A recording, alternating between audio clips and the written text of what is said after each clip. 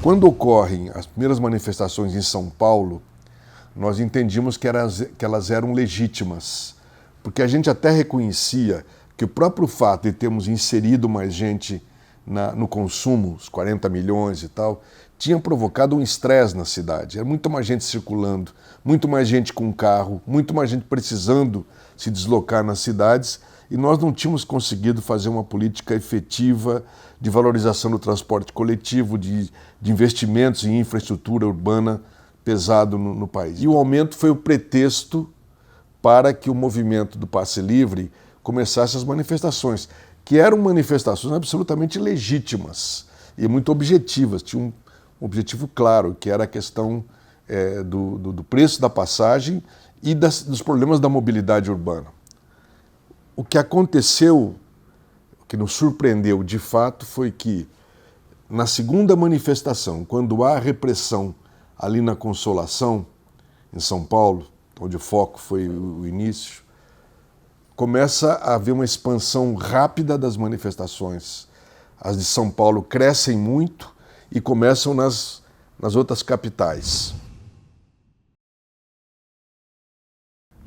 Frente a isso, um pouco tardiamente, a presidenta Dilma chama o pessoal do Passe Livre para uma conversa aqui em Brasília, no diálogo. Ao lado da sala dela, fizemos uma reunião onde os meninos vieram expor as suas reivindicações justas.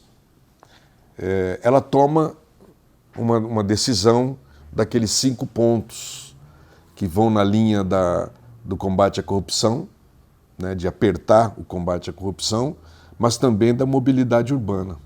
Só que as ruas já estavam tomadas por uma outra manifestação. A pauta era completamente outra. A pauta era o início de um processo de contestação do nosso projeto.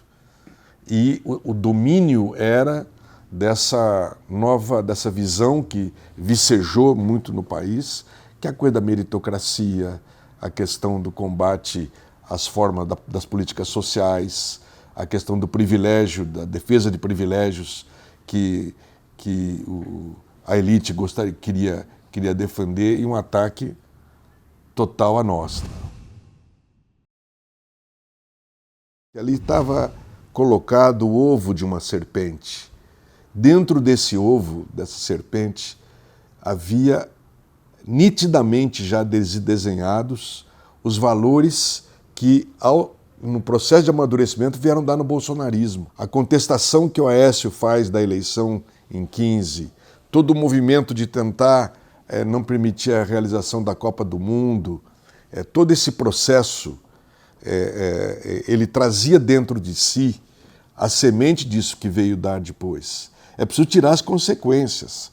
Bolsonaro foi, digamos, o ponto de limite, foi a consequência final de um projeto, de um processo que começa ali.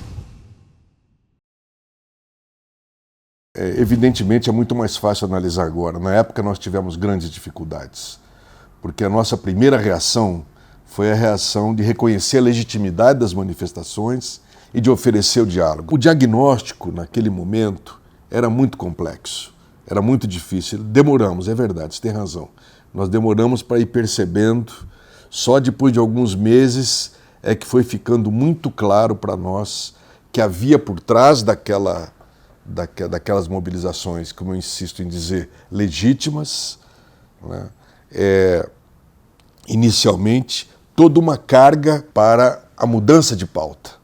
A mudança de pauta foi qual? Foi a pauta moral, foi a pauta da corrupção, que agrada muito à classe média. Esse processo longo de desgaste, de propaganda, de pregação contrária, já tinha tomado conta também de setores populares. E foi aí, o processo foi se massificando, de modo que quando chegou em 16 do impeachment, o mesmo povão que foi beneficiado pelas nossas políticas sociais, as mesmas pessoas que tiveram uma ascensão econômica por conta da nossa política, das nossas políticas, ficou contra a gente. É que nós temos que aprender que toda conquista material que um governo proporciona necessariamente tem que vir acompanhado de um amplo processo de educação popular, de cultura de paz, de cultura de fraternidade, de solidariedade e de comunicação popular.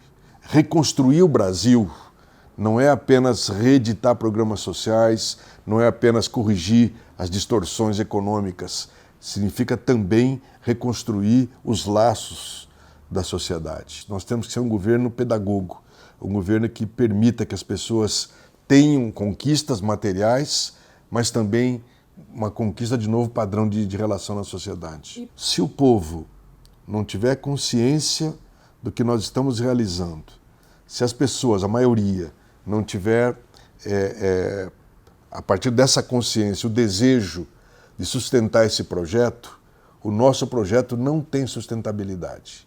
Da mesma forma como eles derrubaram em 2016, ele pode de novo sofrer golpes daqui para frente. Então o nosso segredo é ampliar a nossa base popular. Acho que a grande lição para mim de junho de 2013 é o seguinte: alto lá, vamos conversar com o povo, vamos ampliar o processo de conscientização e de organização popular em defesa das maiorias. Essa é a palavra de ordem fundamental.